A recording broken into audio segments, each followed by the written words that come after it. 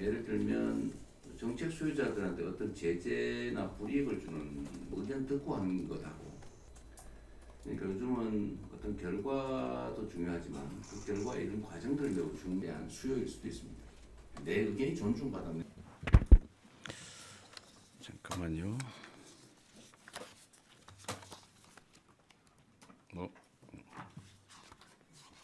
지금 27회인가요? 26회입니다. 회의 자료를 아까 하나 놓고 뭐 있니? 자, 일단은 제 26회 국무회의를 시작하겠습니다. 저기 우리 수행팀 제 회의 자료 마저 갖다 줘. 네. 네, 모두 말씀 네. 해주시겠습니다. 우리 국무위원 여러분들 다들 제가 없는 동안에 고생 많이 하셨을 것 같아요. 복잡한 상황에서도 업무를 잘 챙겨주셔서 감사드립니다. 우선은 제가 일반적인 말씀을 하나 좀 드리고 싶습니다. 우리가 행정을 하다 보면 대개 공급자 중심의 이제 행정 공급자 우리 중심의 사고를 하는 경향들이 많이 있죠. 근데 그 뭐 악의가 있는 건 아니고 오랫동안 일을 하다 보면 아주 자연스럽게 그렇게 되는 것 같아요. 똑같은 정책을 결정하더라도 이제 정책 수요자들의 입장을 한번 물어보고 또 그들이 원하는 내용을 들어보고 그렇게 해서 결정한 거하고 그냥 우리가 일방적으로 정해서 통보하는 거하고 내용은 똑같은데 수용성에 있어서 완전히 다른 것 같습니다. 예를 들면 정책 수요자들한테 어떤 제재나 불이익을 주는 내용인 경우에도 어쨌든 미리 한번 의논하고 의견 듣고 하는 것하고 그게 원래 이거 해야 되는 거니까 일방적으로 통보해서 시행하는 것도 마찬가지로 그 수용성에 있어서는 큰 차이가 있습니다. 그러니까 요즘은 어떤 결과도 중요하지만 그 결과에 이른 과정들을 매우 중시하는 그런 사회 문화 때문이기도 할 겁니다. 요즘은 그러잖아요. 상품의 본질적 내용도 중요한데 그걸 어떻게 포장하느냐, 또 스토리를 어떻게 부여하느냐에 따라서 완전히 다른 결과를 만들어내죠. 우리가 가난했던 시절에는 밥 많이 주면 좋았는데 이제는 어떤 정도의 여유가 갖춰지니까 어떤 방식으로 주느냐, 어떻게 처리해서 주느냐, 어떻게 포장해서 주느냐, 어떤 과정을 거쳐서 그 일을 하느냐 이게 더 중요해진 측면이 있죠. 그게 어쩌면 민주주의에 대한 수요일 수도 있습니다. 내 의견이 존중받았느냐 아니면 무시당했느냐 이 결과보다 더 중요한 시대가 된 거죠. 그래서 오늘도 정책안들 내용을 좀 보면 이제 뭐 대체적으로 다들 준비해 주고 계신데 가끔씩 그런 흔적들이 보입니다. 그러니까 누구를 위한 정책인가 어떤 정책 결정을 할 때 그 정책의 영향이 어디에 어떻게 미치느냐에 대해서 방향이 약간 다르게 느껴지는 경우가 있어요. 제가 좀 공개적으로 말씀드리진 않을 건데 그런 점들을 한번 더 깊이 생각해 주면 좋겠습니다.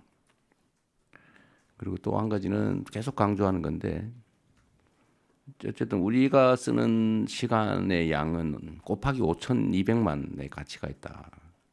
우리는 뭐 똑같은 일상의 일부일지 몰라도 우리가 하는 결정, 판단 이런 것들이 5,200만의 삶에 직접적으로 영향을 미치죠. 가끔씩은 국가의 운명에 영향을 미치기도 하지 않습니까? 그런 생각들을 좀 더 깊이 해주시면 좋겠어요. 언제나 뭐 그렇게 그런 생각으로 공직을 잘 다들 해 오신 것으로 생각됩니다. 지금도 그러실 거라고 보지만 조금만 더 노력해 주시면 좋겠다는 생각이 들어요. 추경안은 오늘 우리가 검토하게 될 텐데 어쨌든 장기적으로 경기 침체가 계속되고 있고 특히 작년 12월 3일 이후로 심리적 위축이 심해서 있던 손님도 얼마 안 되던 손님도 다 떨어져 나갔다고 현장에서 너무 어려워합니다. 다행히 최근에는 조금 분위기가 개선되고 있긴 한데 어쨌든 본질적으로 우리 서민기업, 서민들이 겪는 고통이 매우 큰 것 같아요. 국가 재정을 이제 사용할 때가 됐습니다. 우리가 물론 이제 건전 재정, 이제 재정 균형의 원칙 뭐 이런 거 되게 중요하죠. 균형 재정해야죠. 너무 과도하게 수입도 없는데 마구 쓰면 안 되는 건 당연하지만 정부 재정의 본질적 역할이 있지 않습니까?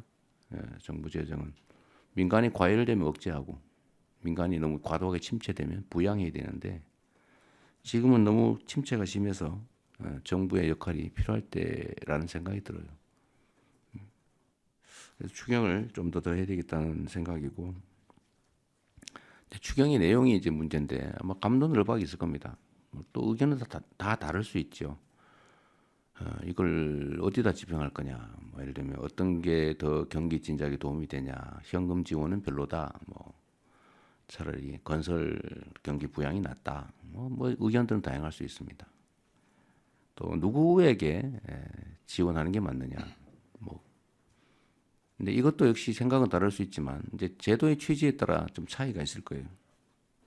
그래서 저는 이번 추경안에 이제 두 가지 핵심 요소가 있다. 하나는 일단은 경기 진작 요소가 좀 중요하죠.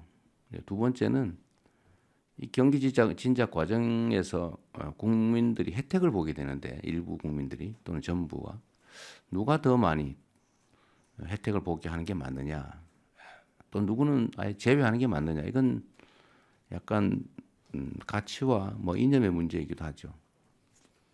근데 저는 그런 생각을 합니다. 만약 일반 원칙으로요. 만약에 우리가 어떤 제도를 시행하는데 필요한 경비다 이게라고 하면 그 경비 지출에 따라서 혜택을 보는 반사적 이익을 보는 사람은 누구여야 하느냐? 그건 가난한 사람이어야 하느냐? 아니면 세금을 많이 내는 부자여야 하느냐? 저는 어떤 필요에 의해서 경비를 지출한다고 하면 그 반사적 혜택은 최소한 국민들이 공평하게 혜택을 누리는 게 맞다고 생각해요. 아니면 어쩌면 좀 과하게 생각하면 그 경비를 더 많이 부담한 사람이 더 많은 혜택을 봐야 되는 거 아니냐, 이런 생각까지 할 수가 있죠. 즉 세금을 더 많이 내는 사람을 더 많이 혜택을 보게 할 수는 없지만 최소한 비슷하게 해줘야 되는 거 아니냐. 그런 측면에서는 평등한 기회를 주는 게 좋겠다는 생각이 들고, 또 한편으로는 모든 재정 지출은 어쨌든 직접적으로 이익을 주는 측면이 있기 때문에 가능하면 사회적 불평등을 완화하기 위한 또 저소득층 또 어려운 사람들한테 하는 게 또 맞죠. 그 두 가지 양면이 동시에 있는 것 같습니다. 그래서 이번에는 그 두 가지를 적절히 배합을 해서 일부는 소득 지원 측면에서는 저소득층 또는 소비 승수가 저소득층에게, 또는 그 외에 경기 진작 목표의 측면에서는 공평하게, 또 그 한편으로는 소비 승수를 좀 더 고려하는 그런 쪽으로 하면 좋겠다는 생각을 했는데 기재부나 관련 부처에서 이런 점들을 잘 고려해 주신 것 같습니다. 이따가 한번 구체적으로 보기로 하고요. 또 한 가지는 좀 이런 거를 좀 관련 부처에서 신경을 써 주시면 좋을 것 같아요. 이게 연간 민원 양이 제가 알기로는 한 천수백만 건 되는 것 같습니다. 근데 계속 늘어나겠죠. 근데 이 천수백만 건의 민원의 내용을 좀 들여다보면 중복 민원인 경우, 했던 것 여기도 하고 저기도 하고 막 이렇게 하고 있는 거죠. 또 반복 민원인 경우, 민원 내서 처리 결과를 받았는데 불만해서 또 내는 경우. 근데 이게 막 쌓여서 너무 많아졌어요. 이제 정부의 업무 처리 양도 늘어나고 또 국민들의 불만도 크고. 근데 이걸 민원은 해소를 해야 되는데 들어주든지 아니면 안 되는 걸 명확하게 알려서 포기하게 하든지 해야 되는데 계속 미련을 가지고 계속 반복하거나 또는 중복되게 막 중앙정부에 냈다, 지방정부에 냈다, 검찰에 냈다가 막 행안부에 냈다가 국민권익위에 냈다가 막 아니면 방통위에 냈다가 막 도대체 막 시장 군수한테 냈다가 막 그러잖아요. 이게 사회적으로 낭비가 너무 많습니다. 또 하나는 우리 국정이나 행정이라고 하는 게 우리 국민들로부터 권한을 위임받고 또 국민들이 내는 세금으로 국민들에게 필요한 일을 하는 것인데 본질적으로. 그런데 이 민원이라고 하는 걸 우리가 대할 때 막 귀찮은 일 또는 뭐 없으면 좋을 일 이렇게 생각하는 경향이 없지 않죠. 그래서 경시합니다. 또는 피하죠. 근데 저는 그러지 말아야 된다고 생각해요.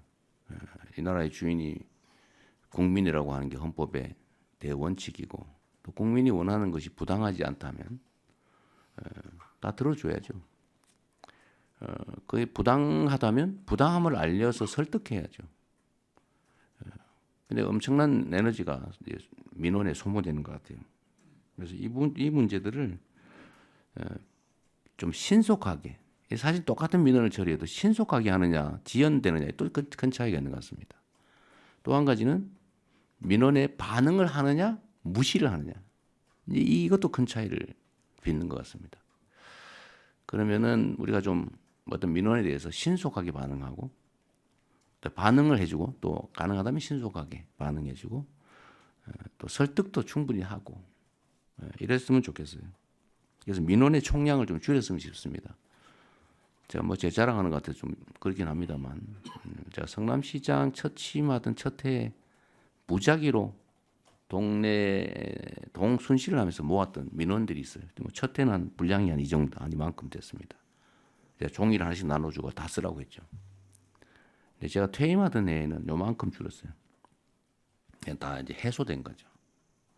미리 들어주기도 하고 뭐 방법은 아주 다양하게 저희가 구사를 해봤는데 어쨌든 국민들이 정부 행정으로부터 무시당했다, 소외받고 있다, 억울하게 처분받았다, 해줘야 될 걸 안 하고 있어서 배제됐다, 이런 생각을 하지 않도록 이 방법은 좀 최대한 찾으면 좋겠어요. 처리할 수 있는 건 최대한 신속하게, 처리 시간도 좀 줄여주시고 또 안 되는 건 안 된다고 좀 솔직하게 설명을 좀 해주시고, 제가 경험해 본 바에 의하면 우리 국민들께서 민도가 매우 높아가지고 안 되는 거를 생떼를 쓰는 경우는 그리 많지 않아요. 설명이 부족해서 그래요. 한두 시간, 뭐 두세 시간 시간 내서 신뢰할 수 있는 사람, 권위 있는 사람이 정말 진지하게 설명해 주면 거의 다 수용합니다. 그래서 대개는 울어요 마지막에. 고맙다고. 이거 미리 설명을 잘해줬으면 내가 이렇게 몇 년 동안 끌려다니면서 생고생 안 했을 텐데 다 뭐 될 것처럼 얘기해가지고 미루는 바람에 조금만 힘 더 쓰면 될 줄 알고 이렇게 휴가 내고 막 몇 년 동안 쫓아다니기 너무 억울하다고. 그런 경우가 상당히 많이 있더라고요. 진지하게 민원을 대해주면 좀 좋겠다는 생각 듭니다. 오늘 많은 안건들 준비해 주셨는데 하여튼 한번 같이 의논해 보시고요. 이제 다시 한번 제가 없는 시간 동안에 큰 무리 없이 국무에 잘 임해 주셔서 감사드립니다.